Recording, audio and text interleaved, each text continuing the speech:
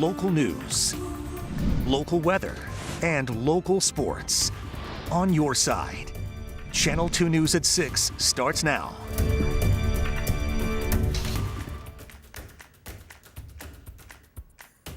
God of compassion and mercy, whose Son was sent not to be served but to serve. And tonight, King Charles III and his wife Queen Camilla have been crowned. It comes nearly 8 months after the death of Queen Elizabeth II. Thanks for joining us for a special streaming edition of Channel 2 News at 6. I'm Claudine Ewing. Seeing the coronation live and in person is a once-in-a-lifetime experience, and that's just what 2 Western New Yorkers got to do this weekend. 2 On Your Side's Danielle Church joins us now with that story. Danielle.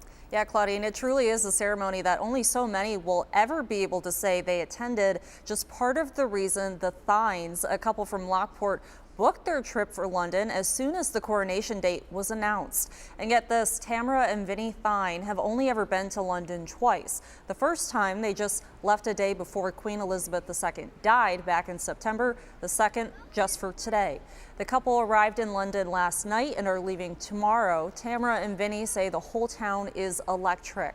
They've seen people camp out just to save their spots to watch the big day and heard millions chanting "God Save the King" as King Charles III and Queen Camilla made history at Westminster Abbey.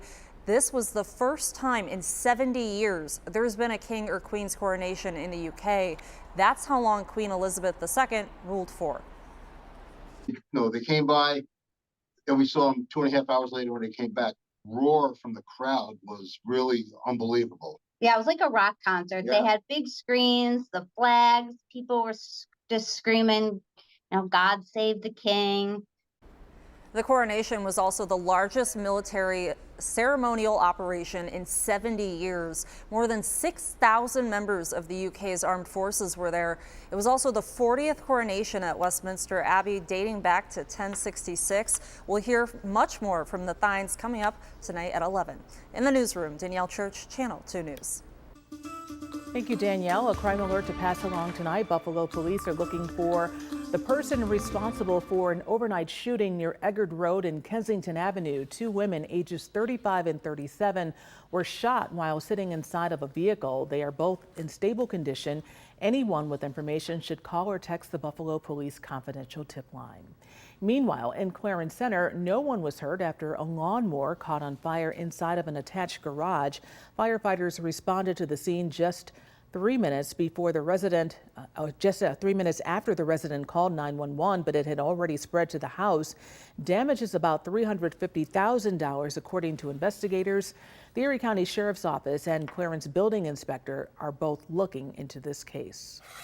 The weather is just right for riding your motorcycle today. May is Motorcycle Awareness Month, and today officials kicked off motorcycle safety and awareness for the riding season. American bikers aim toward education, want all drivers to be aware of motorcyclists on the road. They say be alert and don't be distracted because it can lead to accidents.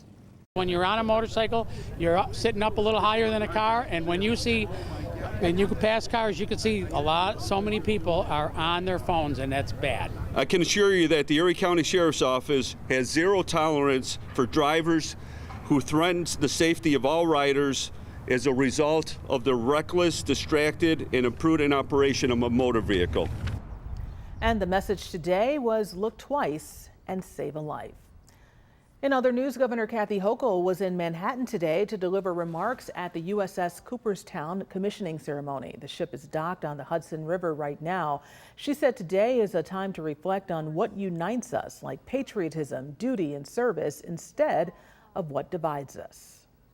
And in that sense, I know that truly this country will endure when we have patriots like those who are going to be boarding this ship, heading to Norfolk, heading to Florida, and someday perhaps heading into harm's way. So our love goes with them. You may call yourself America's away team, but to all of you, you'll always be in our hearts America's hometown team, starting right here in the great state of New York. Thank you for the honor of addressing. Governor Hochul also took time during today's ceremony to recognize the generations of Americans who have stepped up to serve. And tonight, we are celebrating Western New York, and the Buffalo Public School students picked to work with the Jacobs School of Medicine for a special program. It uses drone flight simulation to learn about surgical training. Students got a chance to test out their hand and eye coordination, suturing skills, and other team building exercises. We're here to inspire kids who may never have thought that they could go into healthcare professions, doctors, nurses, advanced practice providers, dietitians, you name it.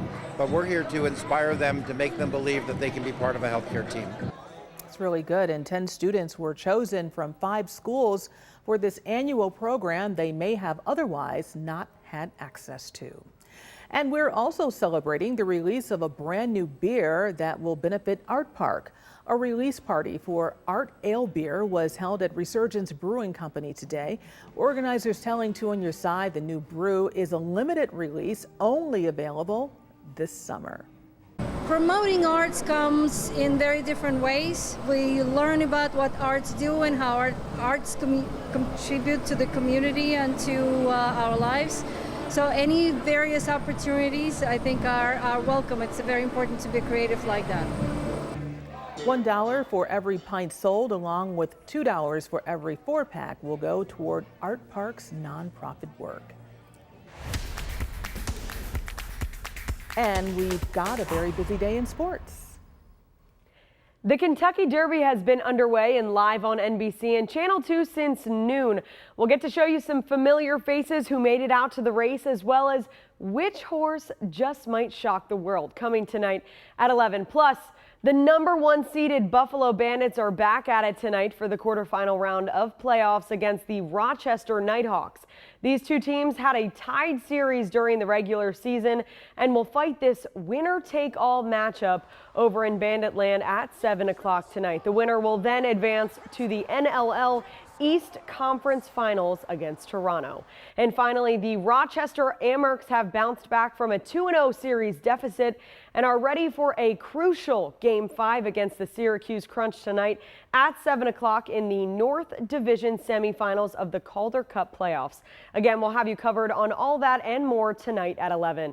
I'm Lindsay Mopper. Claudine, I'll send it back to you. All right, Lindsay, thank you. And thank you all for joining us for this special streaming edition of Channel 2 News at 6. We'll see you back here on air at 11 o'clock. Well, it has been a fantastic day across Western New York. It has been so comfortable, and now we are really expecting things to just kind of hold steady in this kind of really comfortable pattern. That's why it's the key word here, that we have mostly dry conditions over the next 7 days. There is a little blip in the forecast, but it's not going to last very long. All in all, it's finally feeling like spring across Western New York, and Saturday was a perfect example of what spring should be. Not like what we had earlier this week when we had so much rain and those temperatures in the 40s, the raw wind. It was really not all that wonderful. But here's kind of the condensed version of the forecast. So we have a chance for some afternoon and evening showers as we head towards Sunday. It will start to dry out as we head towards next week, and you'll really notice it once we get past about Monday, and things just look fantastic. This is encouraging you to stick around for that 7-day forecast. Temperatures will be coasting to above average levels. Definitely want to make sure you check out what's on the way. So as we show you the upper air pattern, this is just kind of a slice of the atmosphere. And we're really looking at the jet stream when we show you this and what's on the way. So we're in a really warm pattern. It's actually quite hot down towards Texas, Louisiana, Arkansas, and Mississippi. But this warm air, this ridge of high pressure will just kind of park itself over us for Tuesday, Wednesday, Thursday, Friday as well. So we're not seeing any big changes, and all of that cool air has made its way further northeast. So it's kind of out of our hair at this point, and we're expecting a really nice stretch across the region. So in terms of temperatures over the next 48 hours, really we're expecting a very mild evening, not even that bad in the southern tier for Sunday in the early morning hours. We're talking about overnight lows still in the low 40s, not bad by the lake. We're talking about the upper 40s to near 50 during the overnight. As we take you into early Sunday morning, we're already into the 50s across much of the region. A little bit of a cooler start, but it's not too bad. All things considered, by about 10:30, we're already in the upper 50s to low 60s. By the afternoon, look at that. Many areas are getting up into the mid 60s. Some areas could get just a touch warmer than that, I would say. Lots of areas could flirt with 67, 68 degrees for a high. And then we take you to 5 o'clock on Sunday. Now, this is when we could have some of those rain showers starting to move through. They're going to work their way through. It is not a complete washout, but most of the day is dry. Then this is when we'll see some of that rain cool air. Notice it is warmer here. That rain not as prevalent in Chautauqua County. It will work its way through. I would say the core of it is right here from Niagara, Orleans, Genesee, Erie, and Wyoming counties. And notice some of that cooler air sinking in. Not as cool for the southern tier. So it's a lot of just kind of placing where those showers will be and what the impact will be in terms of that rain cooled air. But by Monday morning, again, still very mild to start the day. And then this is where things really start to jump in terms of temperatures. Not bad as we head towards the lunch hour on Monday. Everybody gets into the mid to upper 60s as we head into Monday afternoon. A little cooler lakeside because of that wind that's coming right off of Lake Erie, light and variable, but we're talking about the low 60s for Erie, Pennsylvania, up towards the state line and towards Ripley, Westfield, and Dunkirk.